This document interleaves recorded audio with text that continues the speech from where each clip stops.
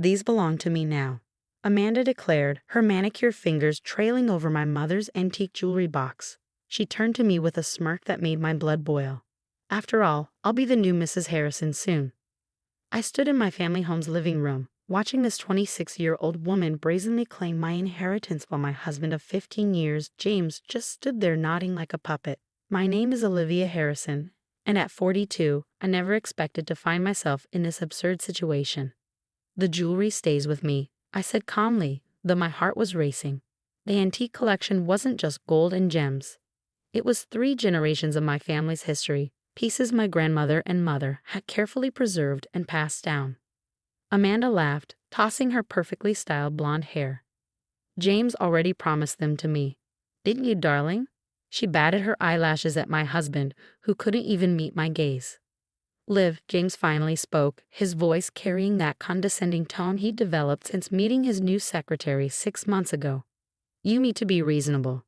Amanda and I are starting a new life together. These pieces should go to the woman who'll carry on the Harrison name." I felt a strange calm wash over me. Perhaps it was the months of preparation for this moment, or maybe it was knowing what waited in the attic above us. "You're right," I said, watching their expressions shift from smug to confused. "Why don't we check the attic first? There's an old box up there you both should see." James frowned. "What box?" "I've been through everything in this house." "Not everything," I thought. "Follow me," I said, already heading toward the stairs. I could hear Amanda's heels clicking behind me, no doubt expecting to find more treasures to claim. The attic was exactly as I'd left it last week, dusty and dim, except for the antique trunk I positioned prominently in the center. It was my grandmother's, a beautiful cedar piece with brass fittings that had always been kept locked. Until now. "Open it," I gestured to James. He hesitated, then knelt before the trunk, lifting a lid with a creak that seemed to echo through the space. Inside, laid out carefully on top of yellowed silk paper, was a stack of documents that made Amanda's smirk falter for the first time since she'd walked into my house. "What are these?" James asked, picking up the first envelope. "That would be the original deed to this house," I said, watching his face carefully. "The one showing it was left to me, not you, by my grandmother. The Harrison name has nothing to do with it." Amanda snatched another document from the trunk. This is from 1952. "My grandmother's marriage certificate," I confirmed, along with the prenuptial agreement that specifically stated all family heirlooms, including jewelry, would pass directly to female descendants only. My mother inherited everything legally, and so did I. James was shuffling through papers now, his hands shaking slightly. "These are all registered with the county. Why didn't I know about this?" "Because you never bothered to ask," I replied. "You were too busy building your perfect life with Amanda to notice I've been meeting with the family lawyer for months." Another document caught Amanda's eye, a recent one. "What's this about an LLC?" "Oh, that." I smiled. "That shows how I transferred ownership of all my inherited assets into a protected trust 3 months ago. Everything from this house to the jewelry you're so eager to claim is legally secured. Neither of you can touch any of it." The color drained from James's face. "You can't do this. We're still married." "Actually," I reached into the trunk and pulled out one final envelope. "We won't be for much longer. These divorce papers are already filed. You'll be served officially tomorrow." Amanda's voice rose to a shriek. "You planned this. You trapped us." "No," I said, my voice steady. "I protected what was mine, just like my grandmother and mother taught me to do."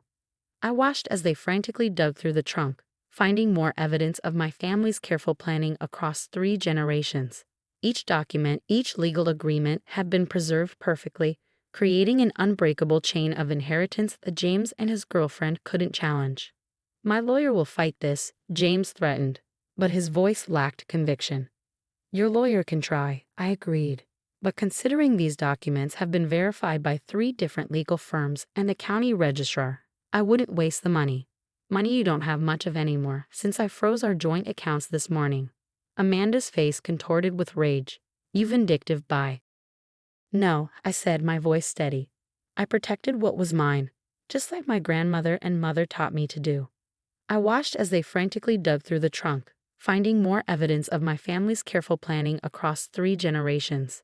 Each document, each legal agreement had been preserved perfectly, creating an unbreakable chain of inheritance that James and his girlfriend couldn't challenge. "My lawyer will fight this," James threatened, but his voice lacked conviction. "Your lawyer can try," I agreed. "But considering these documents have been verified by 3 different legal firms and the county registrar, I wouldn't waste the money. Money you don't have much of anymore, since I froze our joint accounts this morning." Amanda's face contorted with rage. "You vindictive bye."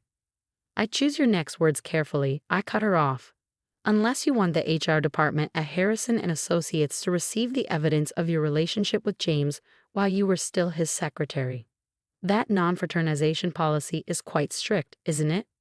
The attic fell silent except for the sound of Amanda's heavy breathing.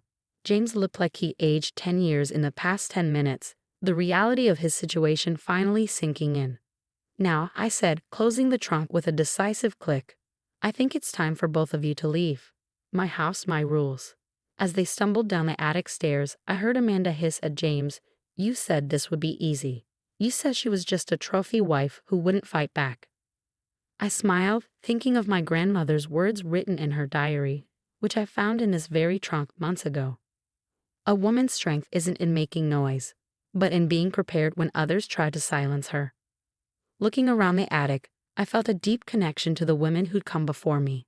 They'd known someday another woman in our family might need protection, might need to fight for what was rightfully hers. They prepared everything, preserved every document, created every legal safeguard possible. The jewelry box downstairs wasn't just a collection of precious stones and metals. It was a symbol of their foresight, their strength, and now, my victory.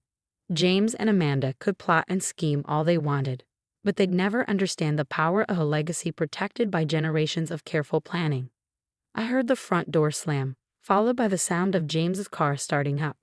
Phase 1 was complete. Now it was time to show them exactly what else that antique box in the attic held. Secrets that would make today's revelations look like child's play. The next morning, I sat in my study surrounded by the contents of another hidden compartment I discovered in the antique trunk. My grandmother had been more clever than anyone realized. There was a false bottom containing documents that even I hadn't known about until last night. My phone buzzed incessantly with messages from James and his family. His mother, Eleanor, was particularly vocal. "How dare you embarrass our family like this? James told me everything about your vindictive behavior. We'll see you in court." I smiled, spreading out the yellowed papers before me. If Eleanor only knew what I discovered about her own family's past, she might think twice about threats. A knock at the door interrupted my thoughts. It was Marcus, my family's longtime accountant, who'd worked with both my mother and grandmother. "I came as soon as I got your message," he said, settling into the chair across from me. "Are these the documents you mentioned?" I handed him the first set of papers. His eyes widened as he read. This changes everything," he muttered, reaching for his reading glasses. "Does James know about this?" "Not yet," I replied, "but he will soon." The papers revealed that the Harrison family fortune, the very wealth that James and his mother had lorded over me for years, had actually been built using funds from my grandmother's family. A secret loan made in 1960 that had never been repaid, complete with compound interest calculations that would make any modern accountant sweat. According to these records, Marcus said, your grandmother's family essentially saved the Harrison business from bankruptcy. They never transferred ownership of the original investment, just allowed the Harrisons to manage it. And now, with accumulated interest and the original terms of the agreement, your family technically owns controlling interest in Harrison and Associates. James' grandfather never legally transferred the shares back. I leaned back in my chair, letting the implications sink in. No wonder my grandmother had kept these documents hidden. She'd been protecting both families from a truth that could destroy everything. Just then, my phone buzzed again. This time it was Amanda. "James is devastated. His father's threatening to cut him off because of your lies. You've ruined everything." Poor Amanda, still thinking this was about her. She had no idea she was just a pawn in a much larger game. I turned back to Marcus. "How long will it take to verify these documents?"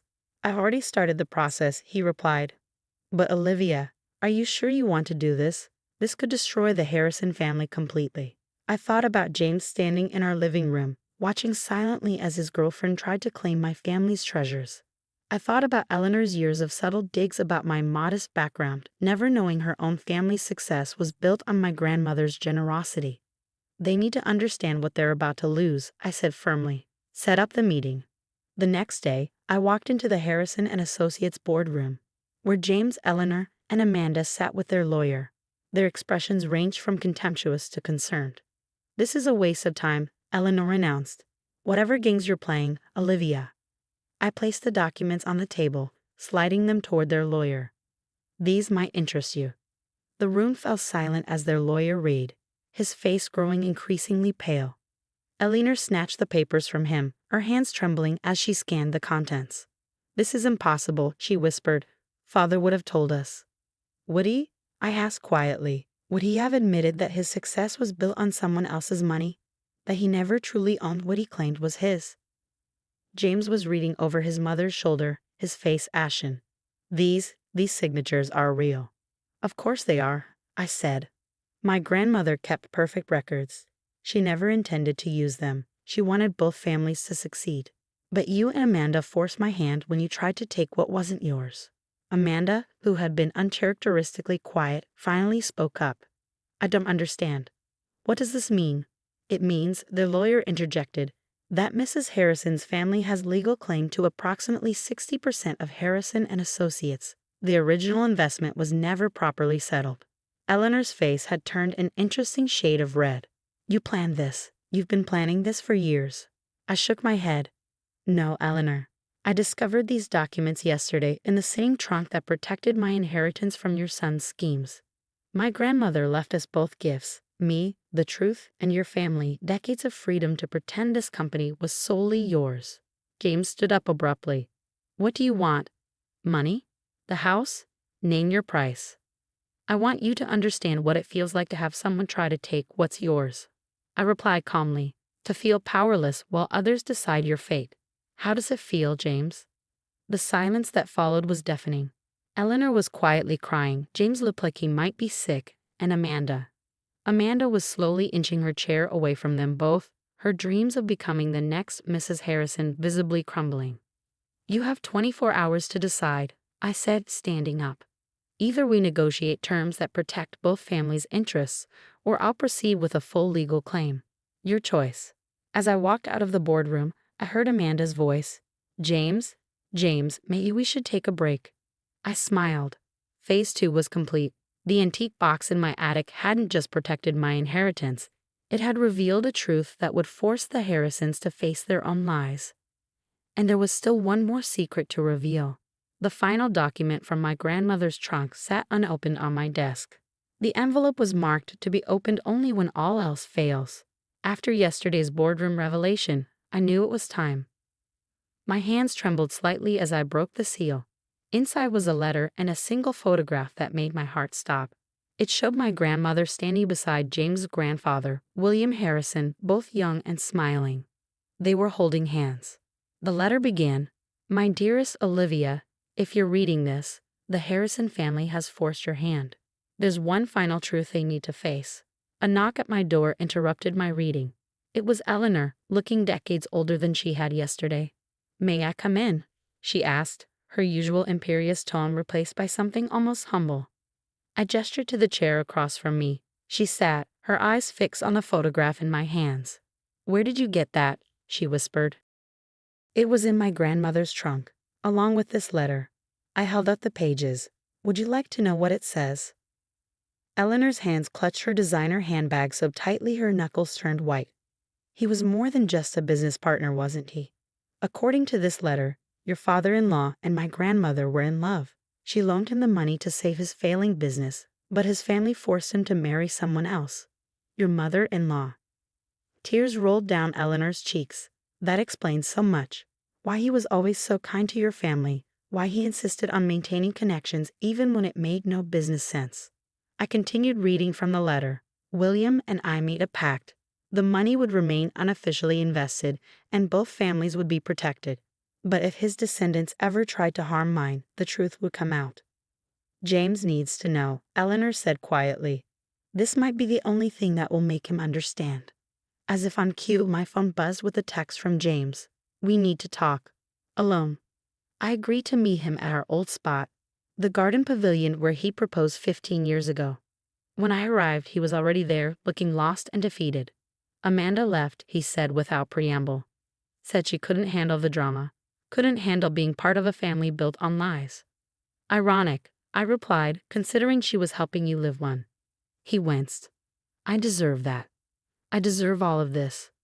But what I don't understand is why my grandfather would leave us vulnerable like this. I handed him the photograph and letter. His hands shook as he read, his face growing increasingly pale. They were in love, he whispered. All this time, our families were connected by more than just business.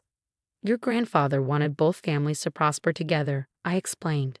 He never intended for these documents to be used as weapons. That choice was forced by you and Amanda. James sat heavily on the pavilion bench. I've ruined everything, haven't I? Not just our marriage, but my family's legacy too. Not yet, I said. There's still a chance to fix this. Not our marriage, that's over, but the legacy both our grandparents tried to protect. How? We restructure the company, equal partnership between both families, just as they originally intended. We honor their vision instead of fighting over control. James looked up, hope flickering in his eyes. You do that? After everything? I'm not doing it for you, I said firmly. I'm doing it for my grandmother, for your grandfather, and for the legacy they wanted us to preserve. Over the next few weeks, the restructuring was finalized. The Harrison family learned to share control.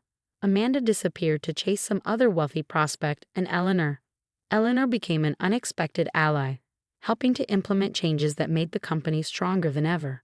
The antique box in my attic had held more than just legal documents. It had contained a love story, a business empire's true origins, and the key to healing decades of hidden wounds. My grandmother had known someday these truths would need to come out, and she prepared everything perfectly. One evening, as I sat in my study reviewing the final partnership agreements, Eleanor knocked on my door again. I found this in William's old desk, she said, holding out another photograph. It showed my grandmother and William Harrison in their later years, still standing close, still sharing a secret smile. They never stopped loving each other, Eleanor said softly, but they chose to protect their families instead of choosing themselves. We owe it to them to do better. I nodded, understanding finally why my grandmother had protected these secrets for so long. Sometimes the truth isn't meant to destroy. It's meant to rebuild, to restore what was lost, to remind us of the love and sacrifice that built our foundations. The jewelry box still sits in my living room, untouched by Amanda's greedy hands. But now it represents more than just my inheritance. It's a symbol of two families brought back together by the very secrets that could have torn them apart forever.